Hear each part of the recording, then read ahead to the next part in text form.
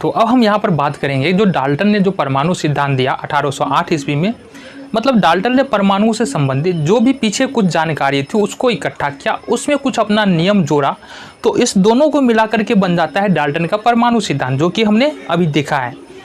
अब यहाँ पर हमको देखना है कि डाल्टन ने जो परमाणु सिद्धांत दिया उसमें दिक्कतें क्या थी, क्या कुछ उसने उस परमाणु सिद्धांत में गलत बताई थी।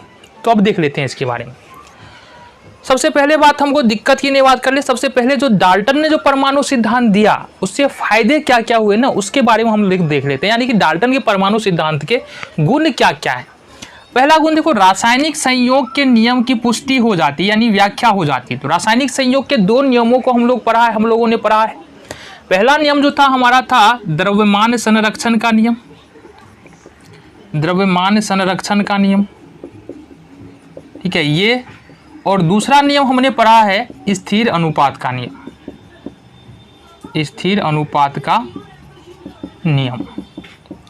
ये दोनों नियम कहता क्या है, ये दोनों नियम क्या कहता है, द्रव्यमान संरक्षण का नियम कह रहा है कि अगर मानो A और B दो तत्व है, ये दोनों मिलता है और C और D बनाता है, तो अगर A का A ग्राम ले ले, B का B ग्राम ले ले, अगर मान लो C का C ग्राम बन जाए और D का D ग्राम बन जाए, तो A प्लस B ग्राम का वेट जो है वो C प्लस D ग्राम के वेट के बराबर होगा। यानी कि जितना हमने कुल अभिकारक लिया है उतना ही कुल उत्पाद बनेगा। ये द्रव्यमान संरक्षण का नियम बताता है और डाल्टन ने भी तो यही बताया।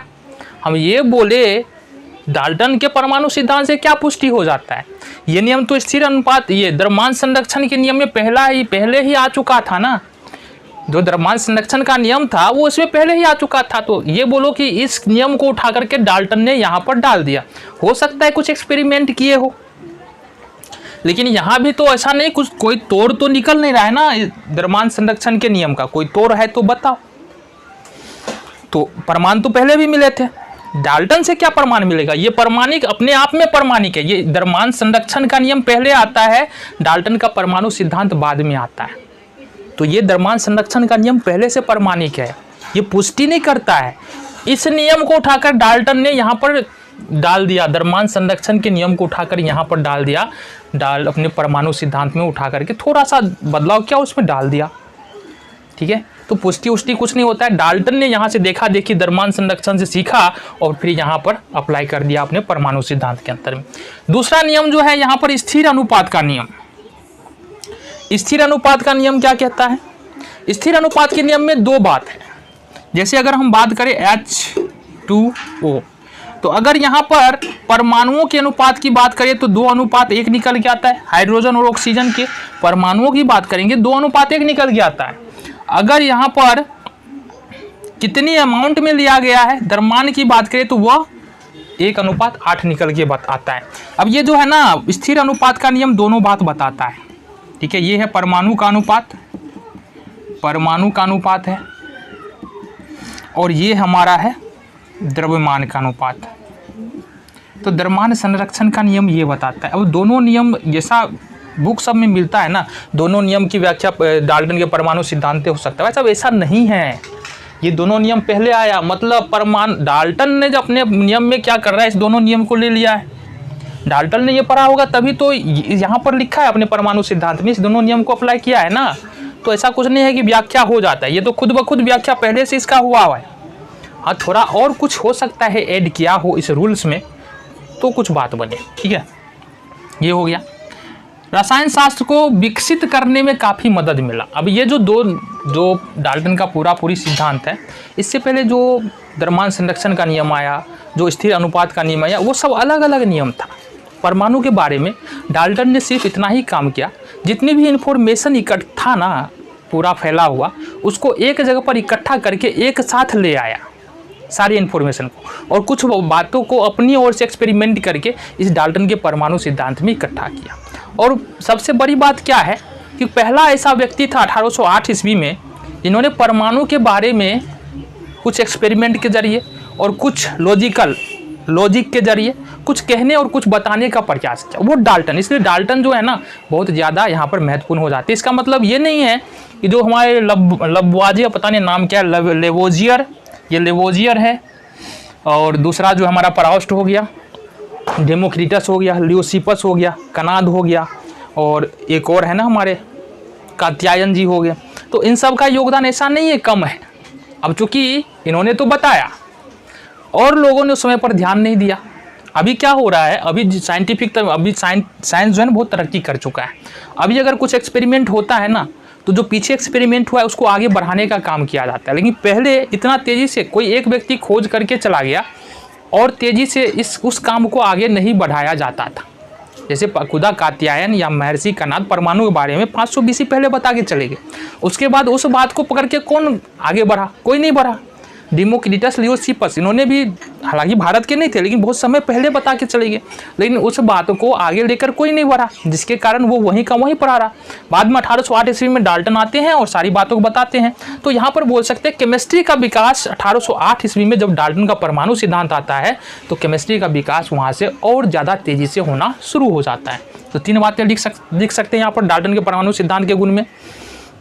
रासायनिक संयोग के नियम की व्याख्या हो जाता है। यौगिक और तत्व के सबसे छोटे कण को अणु और परमाणु, यानी कि डाल्टन ने क्या बताया कि यौगिक का सबसे छोटा कण अणु कहलाएगा और तत्व का सबसे छोटा कण परमाणु कहलाएगा। ये सबसे पहले जो है कारनामा डाल्टन ने ही बताया था। हालांकि ये कारनामा हमारे ऋषि महात्मा जो थे उन्होंने भी बताया था। जो कनाद है, जो कात्यायन जी है, उन्होंने भी बताया था। ठीक है, यौगिक का सबसे छोटा जो कण होगा ना वो यौगिक परमाणु कहलाएगा और किसी भी तत्व का सबसे छोटा कण परमाणु तत्व का परमाणु कहलाएगा। उन्होंने ये बताया था, उन्होंने अणु परमाणु नहीं बताया था। तो बात तो एक ही है ना, सिर्फ नाम रखने की बात है, बात तो एक ही है। ठीक है, चलो जी, ये हो गया हमारा डाल्टन ने परमाणु सिद्धांत में क्या क्या यहाँ पर बातें बोली, ये हम यहाँ से समझ में हमको आ जाता है। अब यहाँ पर दोष की बात करें, डाल्टन ने गलती क्या क्या किया, या आगे चलकर जो बातें उन्होंने अपने जीवन तक में जो बातें उन्होंने समझा केमिस्ट्री में, उनमें क्या क्या आगे चल के नए खोज होंगे। देखो केमिस्ट्री में कुछ गलती नहीं होता। गलती कहने का मतलब उस समय में जितने भी प्रयास हमने किया, डाल्टन ने जितना भी प्रयास किया उस समय में, जितनी भी खोजें की उस समय ठीक था। बाद में कुछ नई खोज हुआ, कुछ नई बातों की जानकारी आया हमारे पास, जिसके आधार पर कुछ नियम डाल्टन के परमाणु सिद्धांत से खत्म हो गए, यानी वो गलत साबित हो गया। कौन सा था वो आप बात कर लेते हैं। पहला है कि डाल्टन ने बताया था कि परमाणु को और छोटे छोटे टुकड़ों में नहीं बांट सकते हैं। मतलब किसी भी पदार्थ का सबसे छोटा कण जो है वो क्या कहलाता है? परमाणु कहलाता है। परमाणु को और विभाजन नहीं किया जा सकता। लेकिन आधुनिक आविष्कार से हमको क्या पता चलता है? आधुनिक आविष्कार से हमको पता चलता है कि परमाणु को जो है ना, यहीं पर लिख ले, परमाणु को 3 भागों में हम तोड़ सकते हैं। परमाणु के 3 भाग होते हैं। एक तो होता है electron, second one is proton and third one is neutron. तो परमाणुओं को क्या बोल सकते हैं? एटम के 3 सब एटॉमिक पार्टिकल होते हैं, यानी कि परमाणुओं को भी 3 भागों में बांटा जा सकता है। अगर परमाणु की बनावट को हम ऐसे रखें, मान लो ये परमाणु है, ये परमाणु है हमारा। परमाणु को लगभग गोलीय ही माना जाता है। तो बिल्कुल बीच में नाभिक होता है। जब हम अगले चैप्टर में चलेंगे ना परमाणु संरचना में, तो वहाँ पर देखेंगे परमाणु का संरचना किस प्रकार से होता है, किन किन लोगों ने परमाणु संरचना के बारे में बताया ना। ये सब रदरफोर्ड का परमाणु मॉडल हो गया, फिर और भी लोगों का परमाणु मॉडल के बारे में पढ़ना है। तो परमाणु लगभग गोलीय होता है, बिल्कुल बीच में होता है नाभिक, इसको बोलते हैं नाभिक, और ये विभिन्न कक्षा में इलेक्ट्रॉन होता है। तो 3 पार्टिकल होते हैं, इलेक्ट्रॉन और प्रोटॉन नाभिक में होता है, ये न्यूट्रॉन और प्रोटॉन। न्यूट्रॉन और प्रोटॉन नाभिक में होता है। इलेक्ट्रॉन जो है वो विभिन्न कक्षाओं में चारों ओर चक्कर लगाते रहते हैं। ये परमाणु का मोटा मोटी परमाणु की संरचना इस प्रकार की होती है। ठीक है, ये बताया। लेकिन डाल्टन ने तो बताया था परमाणु को हम तोड़ ही नहीं सकते हैं। अब तो पता चल गया कि परमाणु में इलेक्ट्रॉन, प्रोटॉन और न्यूट्रॉन होता है। मतलब डाल्टन का ये नियम तो गलत साबित हो गया। ठीक है, चलो जी। अब डाल्टन ने यह भी बताया था कि एक ही तत्व के सभी परमाणु का गुण, आकार, द्रव्यमान सब कुछ बराबर होगा, ये बताया था। इसका मतलब तो है कि हाइड्रोजन का जितना भी परमाणु है उसका परमाणु द्रव्यमान सबका बराबर होना चाहिए। उसका परमाणु द्रव्यमान क्या होना चाहिए, सबका बराबर होना चाहिए। एक बात हमेशा ध्यान रखो, जो परमाणु द्रव्यमान डिपेंड करता है ना, वो किसी भी परमाणु के नाभिक पर डिपेंड करता है। किस पर डिपेंड करता है, नाभिक पर। या ये बोले न्यूट्रॉन पर कोई आवेश नहीं होता है, प्रोटॉन पर डिपेंड करता है। परमाणु द्रव्यमान किस पर डिपेंड करता है, प्रोटॉन पर डिपेंड करता है। इलेक्ट्रॉन का द्रव्यमान बहुत कम होता है, न्यूट्रॉन का कोई द्रव्यमान नहीं होता है। प्रोटॉन पर का यहाँ पर न्यूट्रॉन और ये बोल सकते हैं कि न्यूट्रॉन और प्रोटॉन पर ही, यानी नाभिक पर ही परमाणु का द्रव्यमान जो है वो डिपेंड करता है।